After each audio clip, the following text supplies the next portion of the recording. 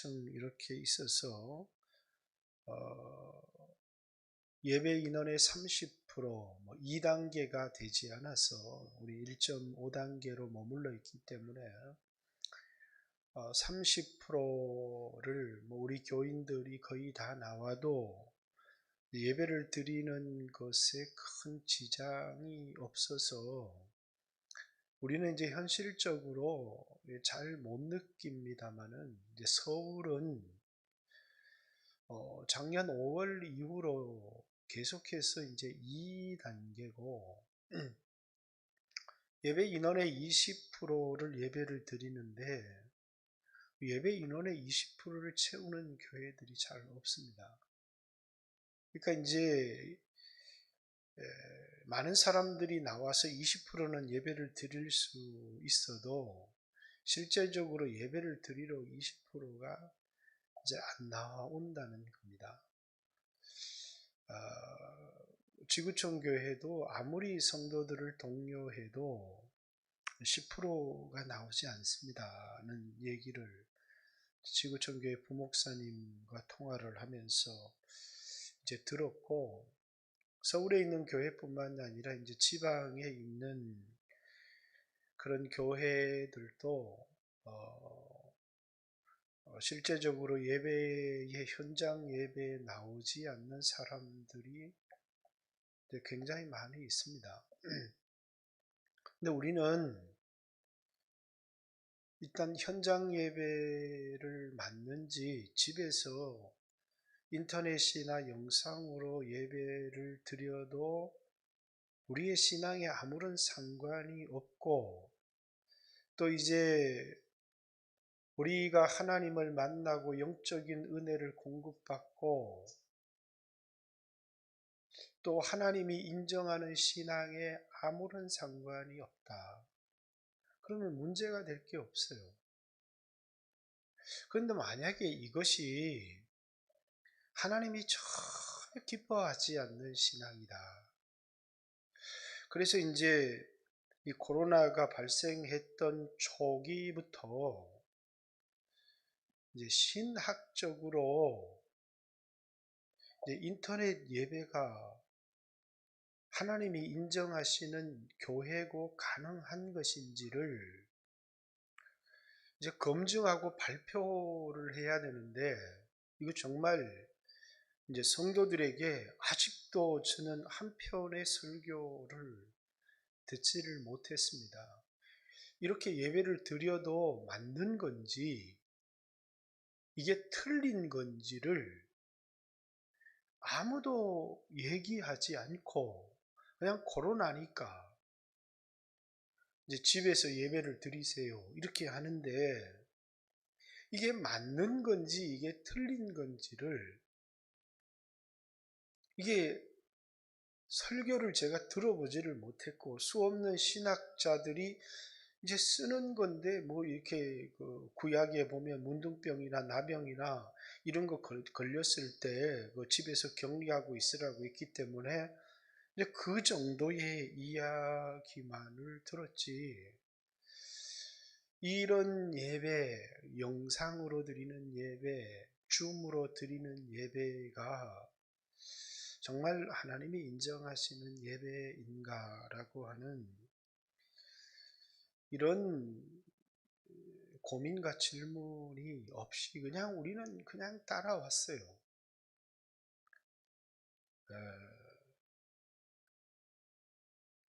그래서 오늘은 저라도 한번 설교를 해야 되겠다. 왜냐하면 대단히 어려운 문제들이기 때문에.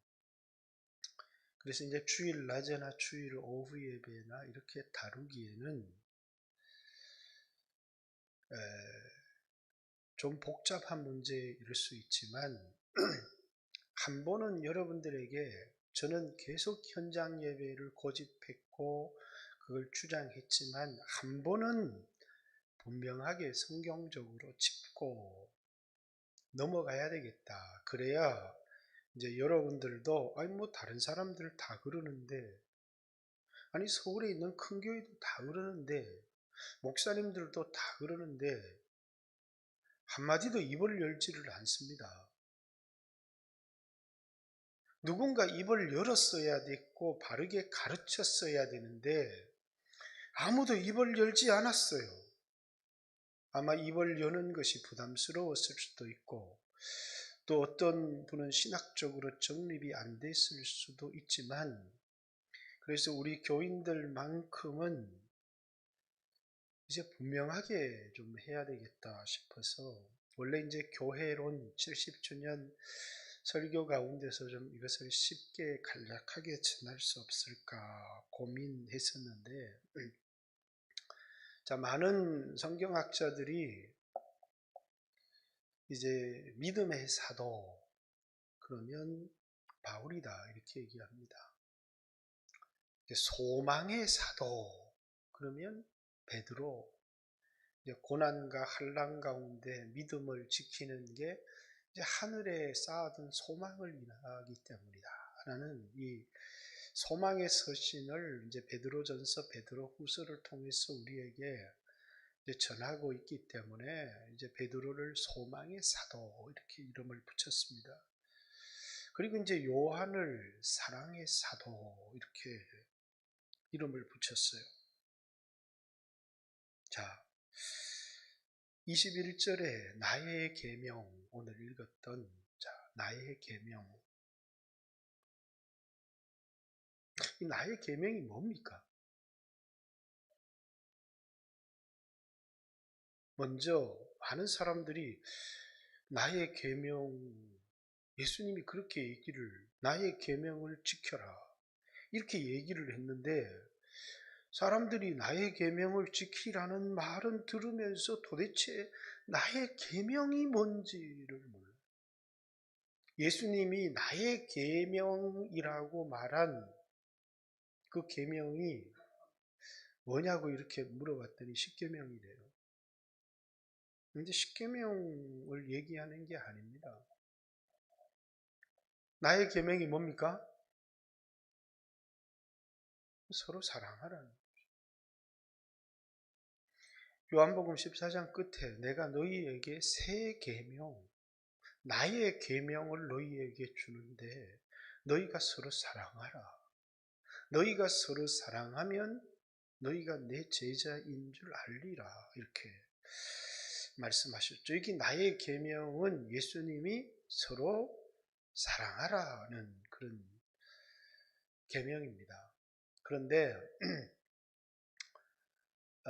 이제 이번 주에 요한일서 4장 7절 8절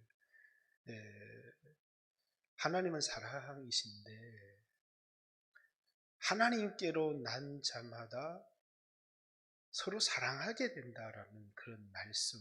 그래서 하나님께로부터 남 이런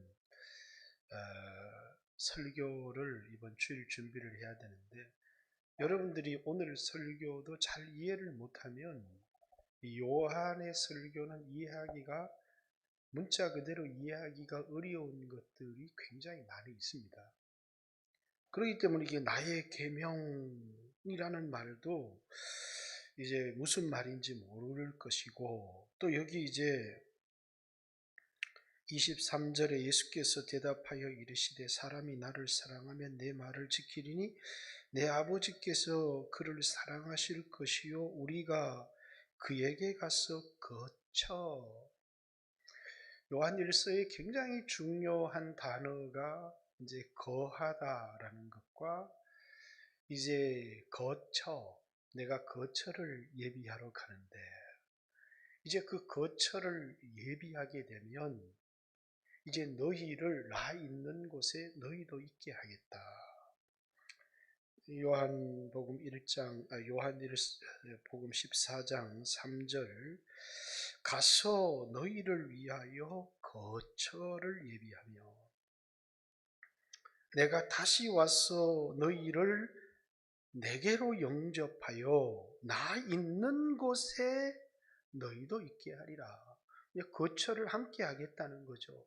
거처를 예비하면 그러니까 사람들은 이 말을 예수님이 천국에 집 지으러 가시는구나. 내가 살 맨션 지으러 가시고 그런 얘기를 하는 이야기가 전혀 아니에요. 그냥 문자적으로 읽으면 무슨 주님이 우리를 위한 맨션을 짓는데 2000년이 걸려서 주님은 천국에서 노가다하고 계시는 모양이다. 그런 이야기가 전혀 아니고요. 이 거처라고 하는 단어가 주님과 우리가 함께 거하시는 곳이죠. 자, 요한복음의 굉장히 중요한 특징을 하나 인식하고 넘어갑시다. 요한복음 누구를 위해서 쓰여진 책이냐? 예수님을 육신으로 만난 제자들을 위해서 쓴 책이 아닙니다. 예수님을 육신으로 만나지 못한 제자들을 위하여 쓴 책입니다. 그래서 이제 요한복음을 기록한 목적이 뭐냐면 예수가 하나님의 아들 그리스도이심을 믿어서 영원한 생명을 얻게 하려고 기록했는데, 디도모라고 하는 이제 이 도마가 이제 이 예수님을 의심하니까 예수님께서 이제 도마에게 제자들이 함께 있을 때 나타나셔서, 자, 믿음이 없는 자가 되지 말고 믿는 자가 되라. 믿어야 된다는 얘기. 두 번째는 보지 못하고 믿는 자가 더 복되다. 이렇게 예수님을 육신으로 보지 못하고 예수를 믿어야 되고 예수님을 따라야 되고 예수님을 만나야 되는 사람들. 자, 우리는 신앙이라고 하는 게 그냥 예수의 교훈을 배우는 게 신앙이 아니고 예수님을 만나야 되는데 예수님을 육신으로 보지 못한 사람들이 어떻게 예수님을 만날 수 있을까? 그리고 신앙생활을 그를 믿고 그를 따라가는 삶을 살아갈 수 있을까라고 하는 중요한 질문을 가지고 요한복음이 기록된 겁니다. 그래서 다른 데는 이제 이 마태, 마가, 누가에는 제자를 부르시는데 육신의 제자들이 팔로미 이렇게, 그럼 예수님 육신에 계신 예수님 따라다니면 돼요. 그런데 요한복음은 예수님 공생의 시작에 제자들 부르지 않습니다. 예수님이 죽으시고 부활하셨어. 그래서 이제 예수님을 뭡니까? 볼 수가 없어요. 근데 그 부활의 예수님이 다른 사람들은 못 봐요. 제자들에게 자기를 나타냄이 이러하니라 이러면서 이제 제자들에게 자기를 나타내신 거예요. 제일 처음 본 제자가 요한인데 주님이시다 이러니까 베드로가 물에 뛰어들어서 그리고 주님을 만나는데 그 베드로하고 고기 구워 먹으면서 이제 베드로에게 팔로미 이렇게 얘기를 하시는 거죠. 왜? 예수님을 육신으로 보지 못했지만 어떻게 그 예수님을 만날 수 있는지, 어떻게 그 예수님을 따라갈 수 있는지. 그러니까 제자들이 예수님 가지 마세요 이러니까 내가 떠나는 것이 너희에게 유익이다. 내가 가야 그분이 오신다. 그러면서 이제 성령님이 오시는, 그러면서 이제 중요한 얘기를 시작합니다. 성령이 오셔서 거하시는 거처. 그게 거처입니다. 성령님이, 자, 예수님이 육신으로 제자들과 함께 있었던 것과는 다르게 성령님이 오셔서 거하시는 처소가 있는데, 거처가 있는데 그게 어디냐는 거예요. 그곳에 가야 주님을 만날 것 아니에요. 성령님이 오셔서 거하시는 거처. 예수님이 조금 있으면 너희가 나를 보지 못하겠고 또 조금 있으면 나를 보리라. 세상은 나를 보지 못하지만 너희는 나를 볼 거다. 요한복음 14장 16절. 내가 아버지께 구하겠으니 그가 또 다른 보혜사를 너희에게 주사, 자, 나는 잠시 잠깐 너희와 함께 있었지만 그는 영원토록 너희와 함께 하리니 그는 진리의 영이다. 세상은 능히 그를 받지도 못하고 이는 그를 보지도 못하고 그를 알지도 못한다. 세상은 성령을 받을 수도 없고 성령을 볼 수도 없고 성령을 알 수도 없다. 그러나 너희는 그를 아나니, 여기 그를 안다는 말 속에는 제일 뒤에 단어만 그를 알 뿐만 아니라 그를 받을 수도 있고 그를 볼 수도 있다. 뒤에 그 문장이 더 강조되어 있습니다. 너희는 그와 함께 거하시며 또 너희 속에 계시겠습니다. 내가 너희를 고아와 같이, 이제 주님이 고아와 같이 버려두지 아니하고 너희에게로 와서 너희와 거처를 함께 할 거라는 겁니다. 19절 조금 있으면 세상은 다시 나를 보지 못할 것이로되 너희는 이제 나를 알지 못한다는 게 아니라 나를 보리니 이렇게 얘기합니다. 여기 그를 받지도 못하고 그를 보지도 못하고 그를 알지도 못한다. 그는 진리의 영인데 세상은 그를 받을 수도 없고 그를 볼 수도 없고 그를 알 수도 없는데 그러나 너희는 그를 아나니. 왜? 그는 너희 속에 너희 안에 계시겠습니다. 너희를 고아와 같이 버려두지 아니하고 너희에게로 다시 오리라. 그러면서 뭐라고요? 조금 있으면 세상은 나를 보지 못한다. 왜? 예수님 육신의 예수님 떠나니까. 그러나 너희는 나를 보리니. 왜? 주님이 살아있고 너희도 살아있겠습니다. 우리 속에 예수님이 오셔서 거하시는 처소가 있어요. 뭡니까? 교회입니다. 마태복음을 교회 서신 이렇게 얘기합니다. 왜? 마태복음 16장에 교회라고 하는 단어가 나와요. 마태복음 18장에도 교회라고 하는 단어가 나오는데 요한복음에 교회라는 단어가 하나도 안 나와요. 그런데 그 교회라는 단어가 뭐냐면 주님이 거하시는 거처 성전이에요. 그럼 사람들이 주님 만나야 되면 어디 가야 주님 만날 수 있어요? 인터넷으로 말씀을 듣는 것은 설교를 들을 수 있어요. 그러나 주님이 계신 곳에, 그래서 주님이 내 안에 거하라, 내 말 안에 거하라, 나를 떠나지 마라 라는 것이 주님의 부탁인데 그 말은 예수 믿으라는 단순한 말로 들을 수 있지만 절대로 교회 공동체를 떠나지 말라는 주님의 부탁이에요. 왜? 주님이 어디 계신다고요? 성도들의 모임 가운데 주님이 계신다고요. 자, 그래서 제가 이번 주에 요한 복음 1장 수요 예배 설교하다가 공동체에 관한 부분은 설교하지 않았습니다. 1장 35절.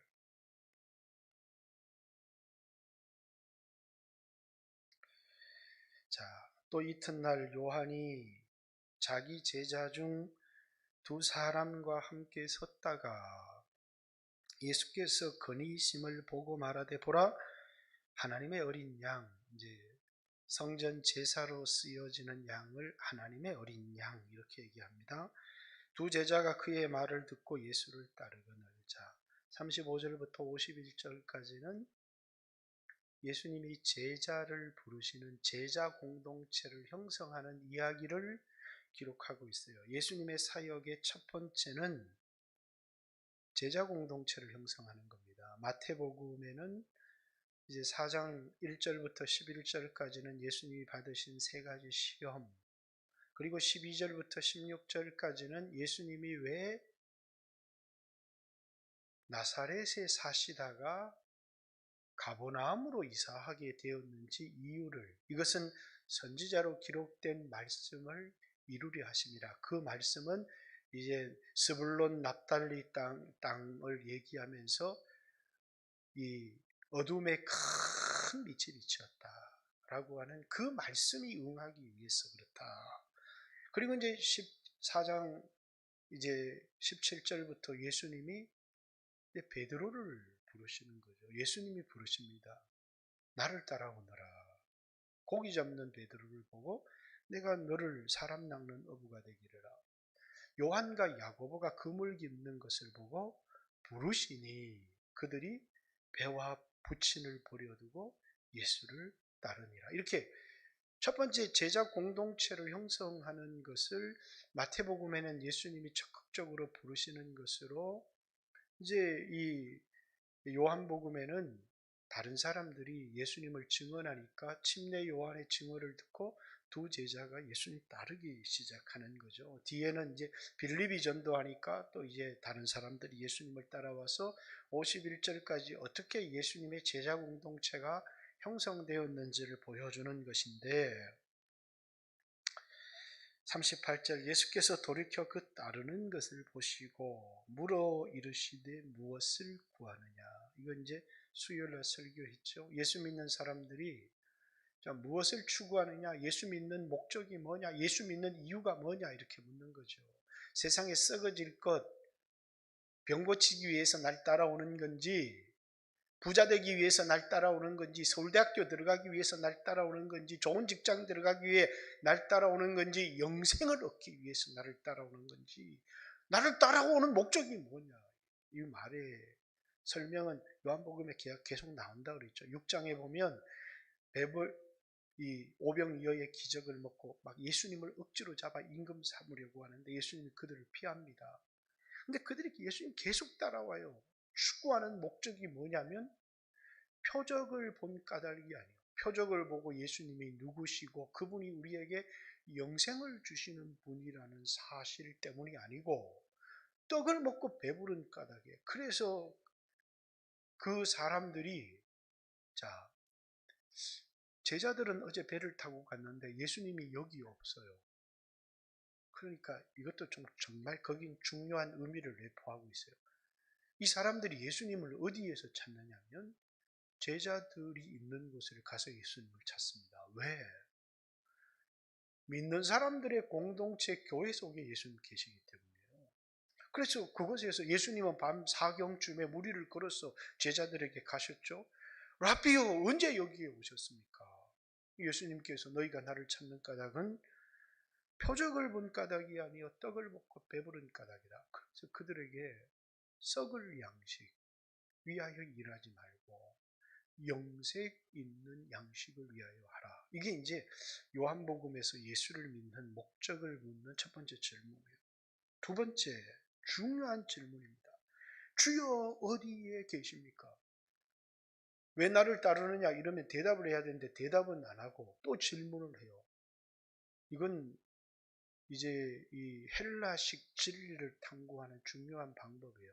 소크라테스 변명에도 나왔듯이 여기 복음서에는 계속해서 이제 3장에도 니고데모와 예수님의 대화, 4장에도 수가성 여인과 또 예수님의 대화, 5장부터 9장까지 유대인과 예수님의 논쟁, 그 대화를 통해서 예수님이 진리를 전달하시는 그런 방식들을 요한복음은 채택하고 있는데, 제자들이 던진 이 중요한 질문, 주여 어디에 계십니까? 우리 같으면 뭐라고요? 너 눈 없냐? 네 앞에 있지 않냐 임마. 이러면 되는데 그런 질문이 아니잖아요. 예수님을 눈으로 볼 수 없는 사람들을 위하여 어디에 가야 예수님을 만날 수 있습니까? 라고 하는 그런 질문입니다. 도대체 예수님 어디에 계시고 어디에 가야 우리가 주님을 만날 수 있습니까? 라고 하는 그런 질문이죠. 여러분 어디에 가야 주님을 만날 수 있습니까? 주님이 어디에 계십니까? 주님의 임재가 있는 곳이 어디입니까? 제자 공동체, 신앙 공동체, 교회 가운데 예수님이 계신 거예요. 자, 예수님이 와서 보라.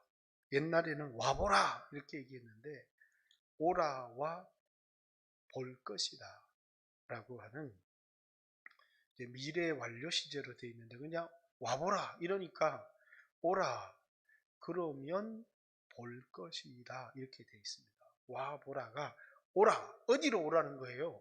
예수님께 오라는 거고 교회로 오라는 거예요.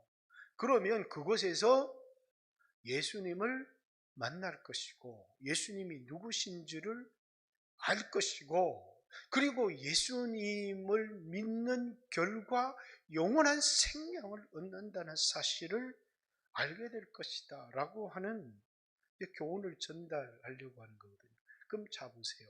와보라 라고 하는 이 요한복음의 굉장히 중요한 어디로 오라는 거냐면 공동체로 오라는 거예요. 예수 믿는 사람. 왜? 그분이 육신으로 있을 때는 그냥 야 보이지 않냐? 나한테로 오면 되지. 그런데 이 요한복음은 그런 사람들을 위하여 쓴 것이 아니라 예수님을 육신으로 볼 수 없는 사람들이 어디에 가야 예수님을 만날 수 있는지 그래서 주여 어디 계십니까? 라고 하는 이 질문은 굉장히 중요한 질문인 겁니다. 그 질문에 대해서 주님이 오라는 거예요. 어디로? 예수 믿는 사람들 그곳에서 오면 오라고 하는 이 보다라는 오라 그러면 볼 것이다. 아니 우리는 그냥 와보라 그리고 초청 메시지처럼 돼 있지만 원래 메시지는 오라는 거예요. 그러면 너희가 이 눈이 떠져서 누구를 볼 것이냐면 예수님을 보게 될 것이라는 거예요. 어디에 와야요? 교회에 와야 예수님을 보게 될 것이라는 거예요. 그리고 이제 예수님이 이제 이 제자들에게 세상을 떠나면서 한 마지막 부탁도 뭐예요? 내 안에 거하라. 이 말은 무엇이냐면 어떤 일이 있어도 수없는 교회 안에 시험이 있겠지만 교회를 떠나지 말라는 거예요.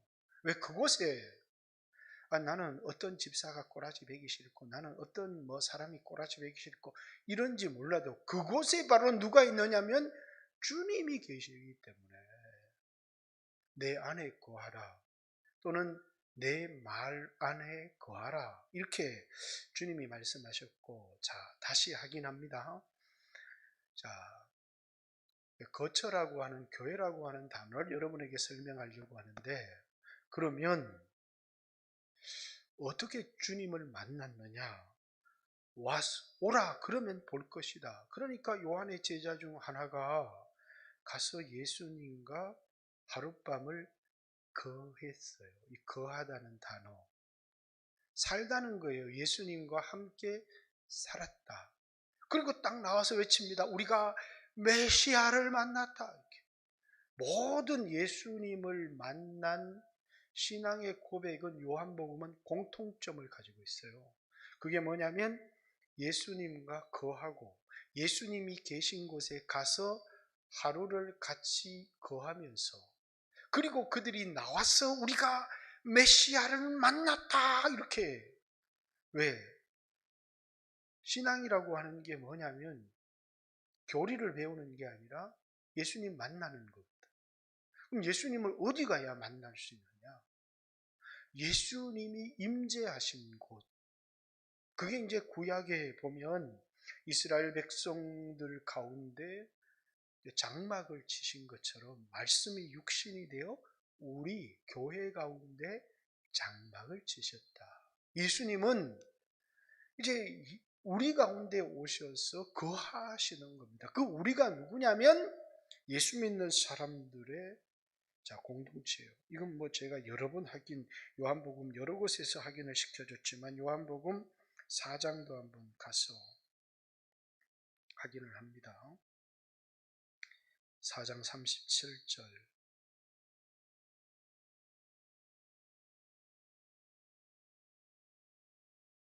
39절 사마리아 전도입니다. 그런데 이제 수가성 여인을 전도했는데 수가성 여인한테 예수님 처음 봤는데 예수님이 이제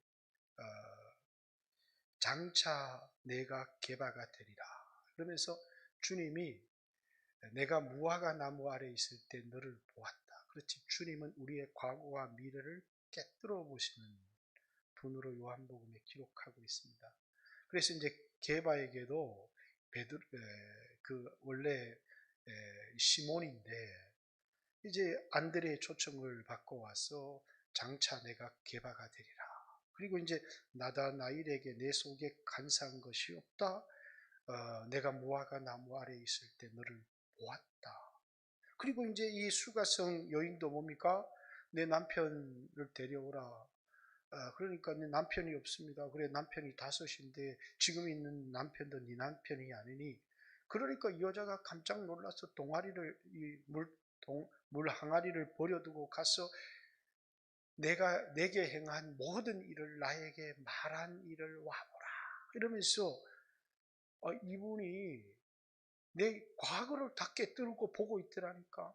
그러면서 사람들에게 막 사마리아 성에 전도를 한 겁니다. 그런데 이렇게 표적을 통해서 믿은 믿음은 진짜 믿음이 아니라는 거예요. 진짜 믿음은 표적을 통해서가 아니라 예수님과 함께 거하면서 예수님이 계신 곳에 거하면서 그를 만나서 가지는 믿음이에요. 자, 여자의 말이 39절 내가 행한 모든 것을 그가 내게 말하였다 증언하므로 그 동네 중에 많은 사마리아인들이 예수를 믿는지라. 요 신앙을 이제 나중에 언젠가 또 요한복음 강의를 표적 신앙 이렇게 얘기합니다. 표적을 보고 믿는 거예요. 주님이 표적을 주신 이유도 그 표적을 통해서 예수가 하나님의 아들 그리스도라고 하는 사실, 이 표적은 예수님이 누구신지를 우리에게 증명해 주는 사인이에요. 그런데 참된 신앙은 40절 사마리아인들이 예수께 와서 자기들과 함께 유하시기를 청하니 거기 이틀을 유하시네. 여기 유하다는 말도 거하다라는 말이에요. 이틀을 예수님과 함께 뭡니까? 있었다는 거예요. 예수의 말씀으로 말미암아 믿는 자가 더욱 많아 그 여자에게 말하되 이제 우리가 믿는 것은, 자, 앞에는 예수님과 하룻밤 유하더니 뛰쳐나가서 우리가 메시아를 만났다 이렇게 고백하고, 여기 사마리아 사람들은 예수님과 함께 이틀을 유하더니 이제는 네 말을 인하여 우리가 믿는 것이 아니라 우리가 친히 그가 이 세상에 오시는 구주임을 알았다. 그는 메시아다 이렇게 고백하잖아요.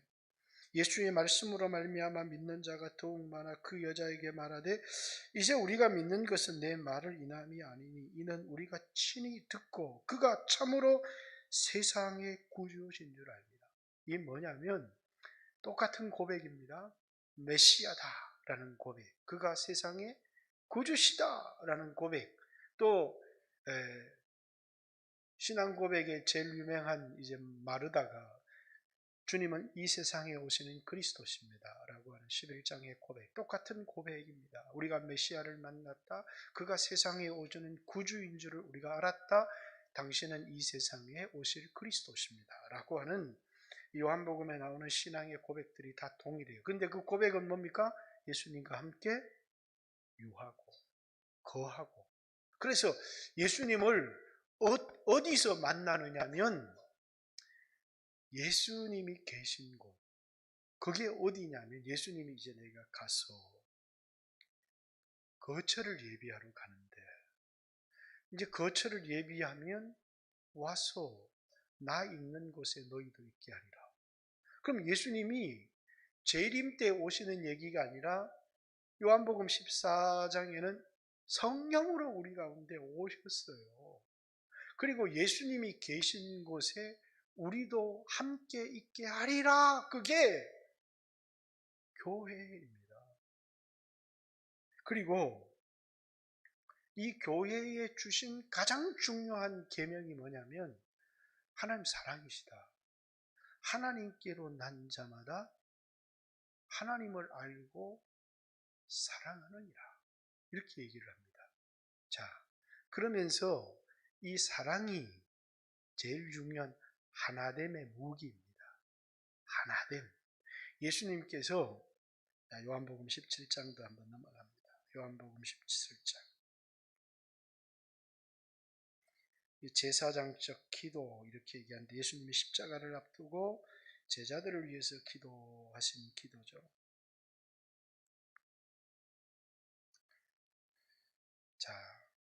9절 내가 그들을 위하여 비옵나니 내가 비옵는 것은 세상을 위함이 아니요 내게 주신 자들을 위함입니다. 그들은 아버지의 것이로소이다. 자, 아버지의 선택한 사람들, 아버지의 것이었는데 그들을 위하여 내가 지금 기도합니다. 믿지 않는 세상 사람들 위해서 기도하는 것 아닙니다. 내 것은 다 아버지의 것이요 아버지의 것은 내 것이온데 내가 그들로 말미암아 영광을 받았습니다. 나는 세상에 더 있지 아니하오나 그들은 세상에 있사옵고 나는 아버지께로 가옵나니 거룩하신 아버지요 내게 주신 아버지의 이름으로 그들을 보존하사. 자, 우리와 같이 제가 주장하는 제일 중요한 교회입니다. 우리 성부, 성자, 성령처럼 저들도 하나가 되게 해주십시오. 우리와도 하나가 되어지지만 우리와 같이 저들도 하나가 되게 해주십시오.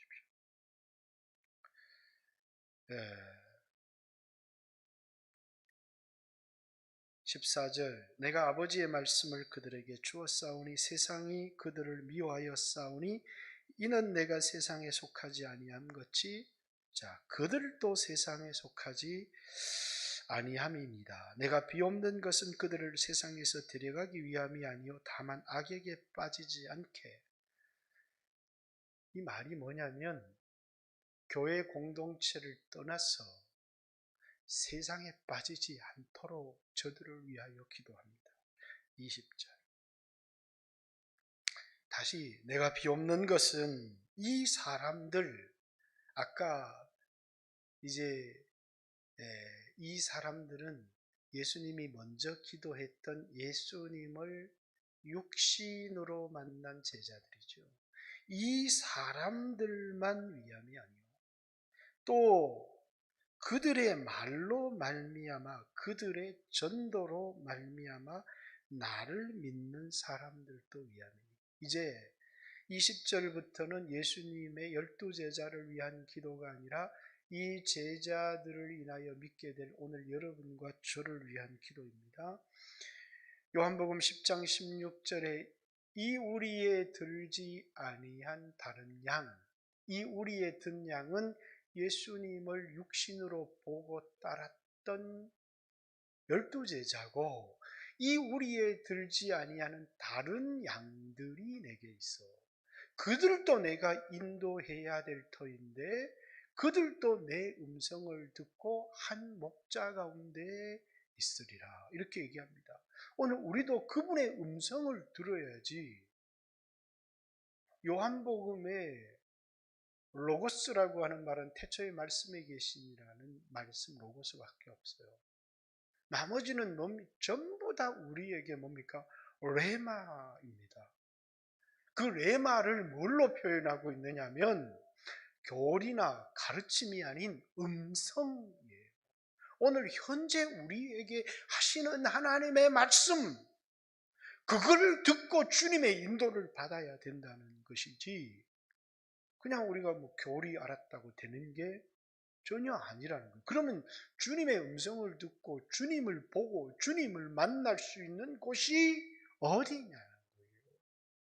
그게 뭐냐면 우리가 아까 요한복음 14장에 읽었던 것처럼 저는 진리의 영이라 세상은 그를 받지도 못하고 그를 보지도 못하고 그를 알지도 못하는데 그러나 너희는 그를 아나니 조금 있으면 세상은 나를 보지 못할 것이되 세상은 예수님을 못 봐요. 그러나 너희는 나를 보리니 어떻게 본다는 거예요? 내가 너희 속에 너희 안에 거하겠으며 너희 속에 너희와 함께 거하시며 너희 안에 계시겠습니다. 그러니까 이제 예수님은 더 이상 육신으로 우리 가운데 함께 하시지 않습니다. 그런데 영으로 오신 예수님, 성령님이시죠. 내 이름으로 오실 성령 이렇게 얘기를 했기 때문에 그래서 여러분들이 조금 주목해 봐야 될 것은 이런 주장들은 좀 과도한 주장일 수 있지만 침 내줄 때마다 항상 고민합니다. 이제 예수님께서 성부와 성자와 성령의 이름으로 침례를 주고 내가 내게 분부한 모든 것을 가르쳐 지키게 하라.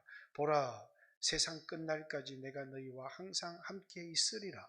성부와 성자와 성령의 이름으로 침례를 주고, 성부와 성자와 성령의 이름을 알아야 침례를 주죠. 그러니까 사람들이 뭡니까? 성부와 성자와 성령의 이름으로 침례를 주노라 이렇게 주는데, 성부와 성자와 성령의 이름으로 침례를 준 사건은 성경에 한 것도 안 나와요. 어떤 사도가 성부와 성자와 성령의 이름으로, 사도행전 찾아보세요. 침례를 어떻게 줬어요? 예수 그리스도의 이름으로 침례를 주노라. 딱 준 겁니다.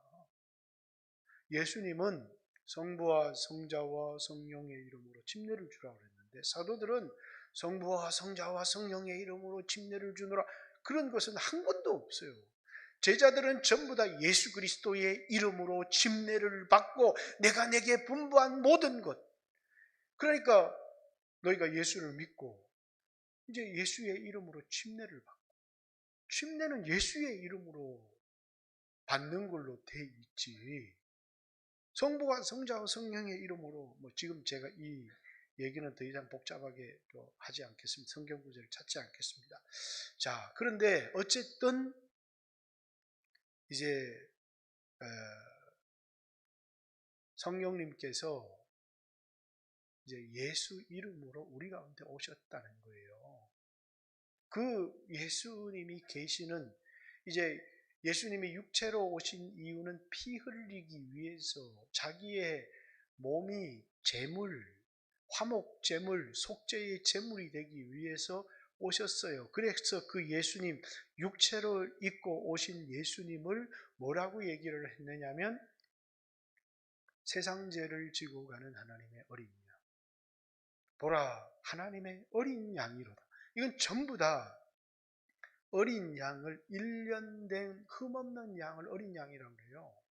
그러면 이건 속죄의 제물, 하나님 앞에 희생의 제물로 드릴 제물을 예수님이 육체를 입고 오신 분이거든요. 그런데 요한은 세상 죄를 지고 가는 하나님의 어린 양으로만 소개한 것이 아니라 내 뒤에 오시는 분은 나는 물로 침례를 주거니와 내 뒤에 오시는 분이 한 분 계시는데 나도 그분을 알지를 못한다. 그런데 내가 물로 침례를 주는 이유는 나를 보내어서 내가 물로 침례를 줄 때 성령이 임하는 그 사람을 보거든 그분이 바로 성령으로 침례를 주시는 분이라는 것을 증거하라고 했기 때문에, 그래서 예수님에게 성령이 임하는 것을 보고 바로 이분이 성령으로 침례를 주시는 분이시다. 그렇죠. 예수님은 우리에게 성령으로 침례를 주시는 분이고, 또 예수님께서 다시 와서 또 내가 너를 고아와 같이 버려두지 않고 너희에게로 오리라. 23절에는 이제 나의 계명을 가지고 지키는 자라. 서로 사랑하는, 나를 사랑하는 자니. 그러니까 교회가 서로 사랑하는 이 계명을 지키는 것이, 교회를 사랑하는 것이 예수님 사랑하는 거라는 거예요. 나의 계명을 가지고 지키는 자라야 나를 사랑하는 자니 나를 사랑하는 자는 내 아버지께서 사랑을 받을 것이요 나도 그를 사랑하여 그에게 나를 나타내리라. 우리가 와서 그 주님을 사랑했던, 그래서 이 교회 공동체를 떠나지 않은 그 사람에게 와서 그에게 나를 나타내리라, 이렇게 그와 거처를 함께 하리라, 이렇게 예수님 말씀하시는 거죠. 자, 원래 이야기로 돌아가겠습니다. 이제 28분 이래 됐으니까 더 이상 논의를 확장하면 안 되고요. 신앙을 유지하는 데는 교리가 필요한 게 아닙니다. 많은 목사님들이 신학의 교리가 완벽해도 천국에 들어가지 못한 사람이 있다, 이렇게 얘기합니다. 이유가 뭐냐면 요한 1서에 자, 하나님은 사랑인데 하나님께로 난 자마다 교리를 완벽하게 안다. 그러면 여기 구원받지 못한 사람 많겠죠. 하나님께로 난 자의 특징이 교리를 안다고 하나님께 난 게 아니고 하나님께로 난 자마다 사랑한다는 겁니다. 이게 이제 이번 주에 하나님께로부터 남이라고 하는 제목으로 주일 설교할 이야기인데, 자, 요한복음의 제자도 마태, 마가, 누가 너희가 나를 따라오거든 자기를 부인하고 자기 십자가를 지고 나를 쫓을 것이니, 이게 제자도입니다. 제자도의 핵심이 되는 말씀이죠. 요한복음에는 그렇지 않습니다. 너희가 서로 사랑하라. 너희가 서로 사랑하면 세상이 너희가 내 제자인 줄 알리라. 요한복음의 제자도는 뭡니까? 서로 사랑하는 겁니다. 교회를 하나 되게 하는 것입니다. 그 하나 되게 해 주십시오. 여기 아까 요한복음 17장 뒤에도 이제 제가 그 얘기 하려고 그러다가 좀 지나가 버렸네. 내가 비옵는 것은 이 사람들만 위함이 아니요 또 그들의 말로 말미암아 나를 믿는 사람들도 위함이니, 앞에도 제자들을 위해서 기도한 우리와 같이 저들도 하나가 되게 해주십시오 기도했던 것처럼, 이제 아버지께서 내 안에 내가 아버지 안에 있는 것을 그들도 다 하나가 되어 우리 안에 있게 하사 세상으로 아버지께서 나를 보내신 것을 믿게 하옵소서. 내게 주신 영광을 내가 그들에게 주었사오니 이는 우리가 하나 된 것 같이 그들도 하나가 되게 하려 합니다. 자, 교회라고 하는 건 뭐냐면 하나님께로부터 난 사람들마다 내가 구원 얻은 특징이 뭐냐면 용서하고 사랑한다는 거예요. 그 사랑함을 통해서 뭡니까? 하나가 된다는 거예요. 그리고 그 하나된 공동체 속이 예수님이 거하시는 거처라고. 그리고 그곳에 가야, 그렇죠? 주님 어디 계십니까? 어떻게 해야 주님을 만날 수 있습니까? 오라! 그러면 볼 것이다. 그러면 주님을 만날 것이다. 그러면 주님의 음성을 들을 것이다. 주님을 믿은 결과 영원한 생명을 선물로 얻을 것이다. 그 얘기를 하고 있잖아요.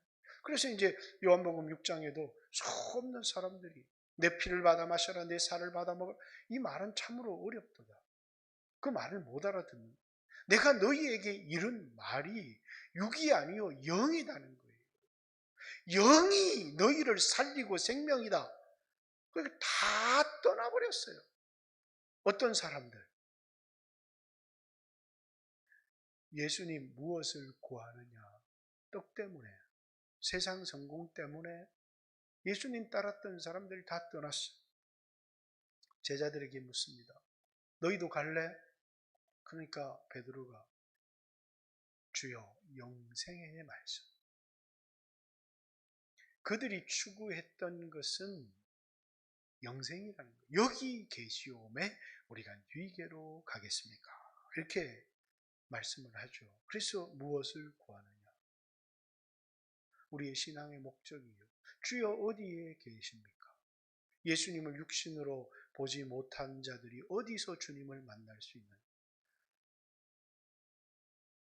인터넷 들고 교리 배울 수 있어요. 근데 그것은 영의 말씀이 아니라 그냥 교리예요. 주님이 어디 계시느냐? 모인 가운데 계십니다.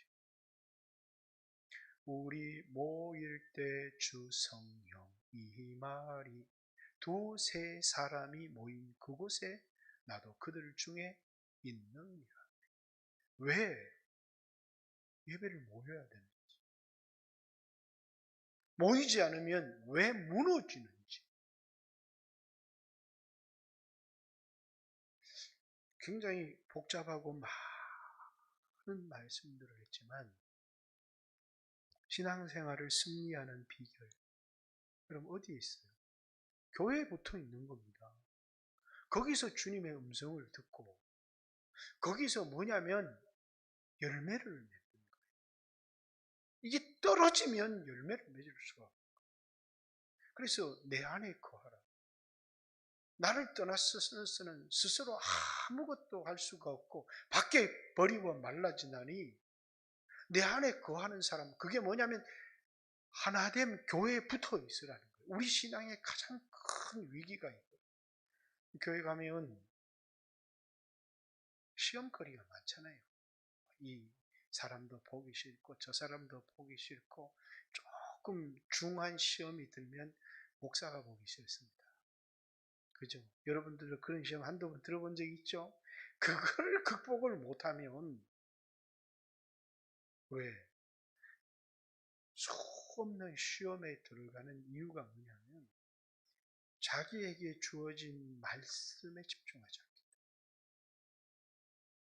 너무 많은 걸 봐요. 많은 사람들이. 우리도 뭐 지방에가 있고 하는데요. 뭐 이렇게 사람들이 갈등이 많아요. 근데 저도 뭐 갈등을 일으킬 요소들이 많이 있지만 뭐 갈등을 일으킬 게 없어요.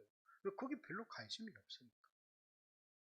왜 관심이 없느냐는 내가 할 일이 바쁘거든요. 어떤 제자가 스승을 찾아와서 물었습니다. 스승님, 어떻게 하면 평생 시험에 들지 않고 그렇게 신앙생활을 할 수 있습니까? 그러니까 기름통이든 바게스를 하나 주고 1시간 안에 동네 한 바퀴를 돌아서 왔는데, 한 방울이라도 흘리면 아주 여기서 쫓겨날 줄을 알아라. 그러면서 뒤에 무섭게 막 채찍을 하는 사람. 그래서 이 사람은 흘리지 않기 위해서, 그래서 이제 갔다 와서 물었습니다. 한 방울 흘리지 않고 이제 1시간 만에 도달한 거예요.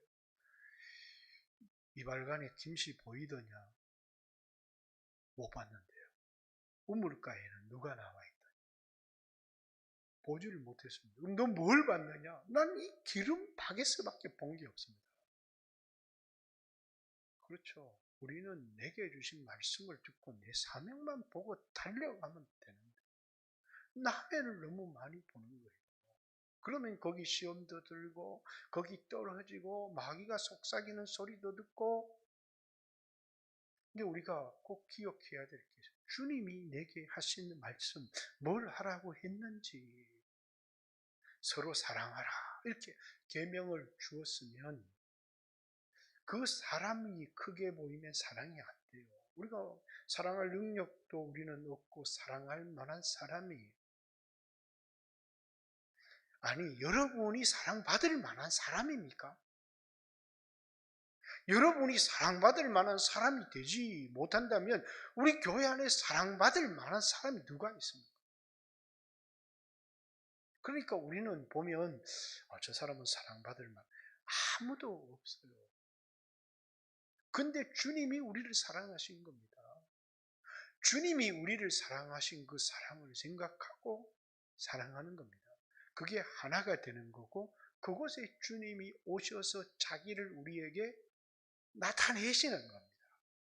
그 나타낼 때 우리는 주님을 만나는 것입니다. 부활의 주님이 이제 하나만 찾아보고, 이거는 뭐 계속 중요하다. 20장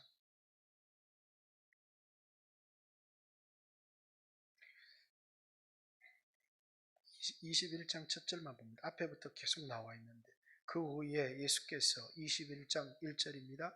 디베랴 호수에서 또 제자들에게 자기를 나타내셨으니 말씀이 육신이 되어 우리 가운데 거하심에 우리가 그의 영광을 보니 독생자의 영광이요 은혜와 진리가 충만하더라. 독생하신 하나님이 자기를 나타내셨다. 그게 계시예요. 그렇듯이 디베랴 호수에서 또 제자들이 눈을 떠서 만난 게 아니라 자기를 나타내셨으니 나타내신 일이 이러하니라. 주님이 우리에게 자기를 나타내 주시지 않으면 아무도 주님을 만날 수가 없어요. 육신의 주님은 세상 사람들도 보았지만 이제 조금 있으면 주님은 이 세상을 떠나고 세상 사람들은 나를 보지 못하는데, 그런데 너희는 나를 볼 것이다. 세상은 그를 받지도 못하고 그를 보지도 못하고 그를 알지도 못하는데 너희는 왜? 그 너희는 주님의 계명을 지키는 사람들, 주님을 믿는 사람들, 그들에게 뭡니까? 자기를 나타내 주시는. 신앙은요, 교리를 배우는 게 아닙니다. 교리라고 하는 건 중요하지만 오늘도 이렇게 말씀을 이렇게 풀어주는 것은 이렇게 해야 내가 주님을 만날 수 있구나. 이렇게 해야 내가 주님의 음성을 들을 수 있구나. 이렇게 해야 내가 신앙생활을 승리할 수 있구나라는 것을 성경을 통해서 주님이 가르쳐 주신 교훈을 명백하게 가르쳐 주기 위한 거지. 그래서 여러분, 교회 안에 붙어 있어야 사랑할 수 없는 사람을 사랑해야 나의 계명, 서로 사랑하라고 하는 그 계명을 지키는 자라야 나를 사랑하는 자는 나도 그를 사랑할 것이고 내 아버지도 그를 사랑하여 그에게 나를 나타내리라. 나타내리라는 말은 무슨 말이에요? 볼 수 없는 하나님을 보여준다는 것. 하나님 어디 있어? 보여줘. 그런데 뭐라고요? 오라. 어디에? 교회에. 그러면 볼 것이다.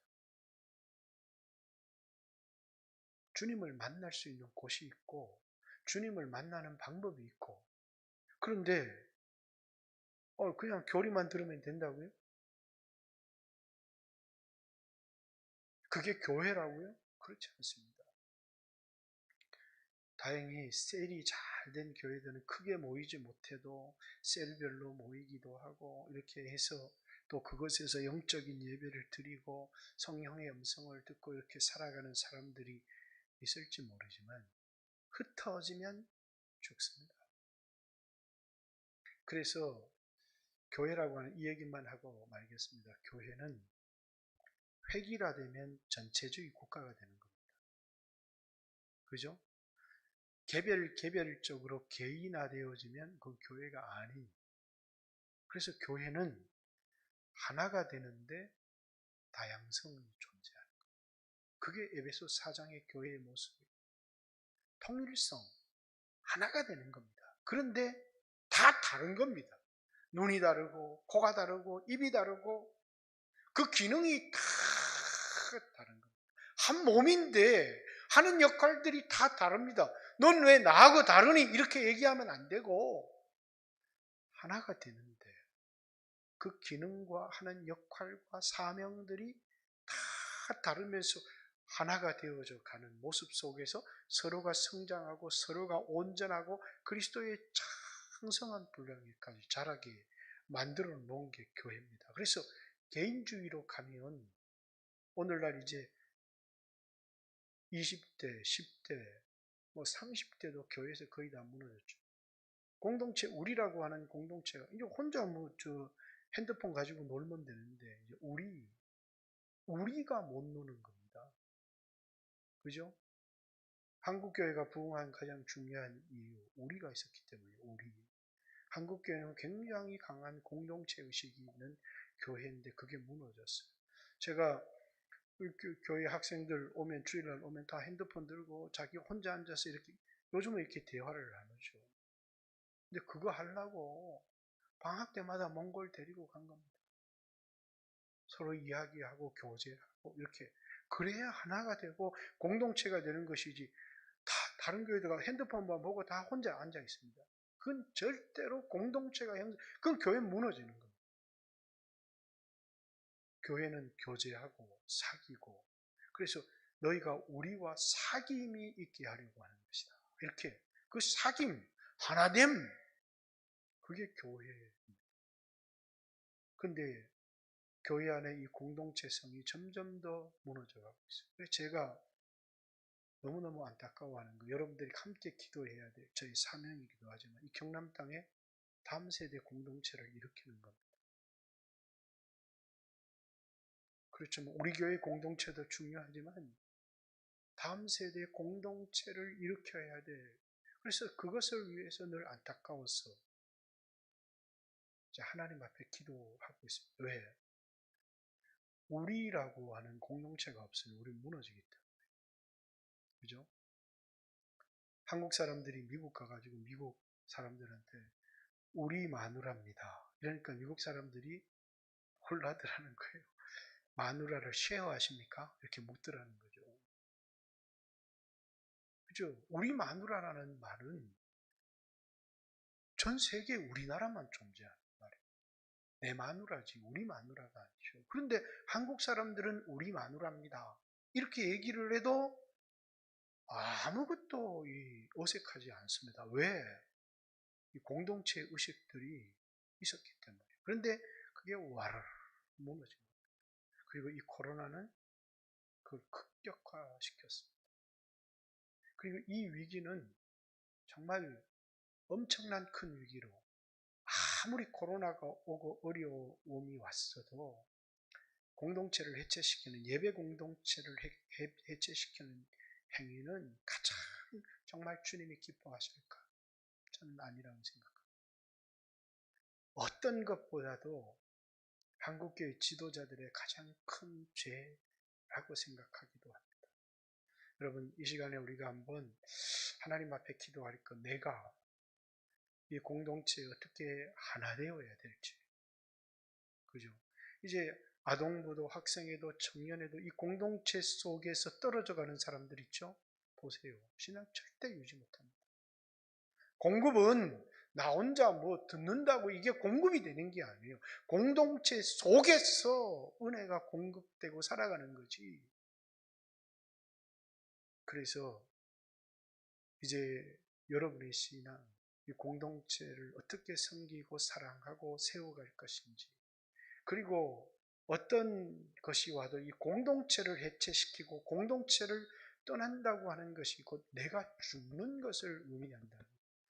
주님을 만나려면 주여 어디에 계십니까? 라고 하는, 내가 주님을 만나려고 하면 내가 어디에 가야 되고, 주님이 오라. 어디로요? 주님께로, 주님이 계신 교회로 오라는 거예요. 그러면 네가 나를 볼 것이다. 그게 주님의 답입니다. 오늘 여러분과 제가 같이 기도했으면 좋겠고, 우리도 이 코로나 시대 속에서 또 잃어버린 영혼들도 있지만, 여러분과 제가 어떤 시대 가운데서도 공동체를 떠나는 어리석은 그런 삶이 없도록 그렇게 기도했으면 좋겠고, 우리 영광교회 공동체를 하나님이 든든히 세워주시고 하나 되어질 수 있도록, 그래서 오늘날에는 가나안 성도, 가나안, 그냥 안나가 성도입니다. 집에서 혼자 핸드폰 가지고 말씀 듣고 다 할 수 있는데 못하러 교회 나간 그 사람은 크리스찬 아닙니다.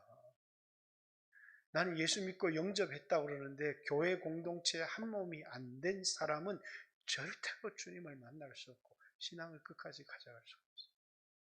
그러니까 수없는 가나안 성도들이 뭘 알지를 못하느냐면 주님이 어디 계신지를 알지를 못합니다.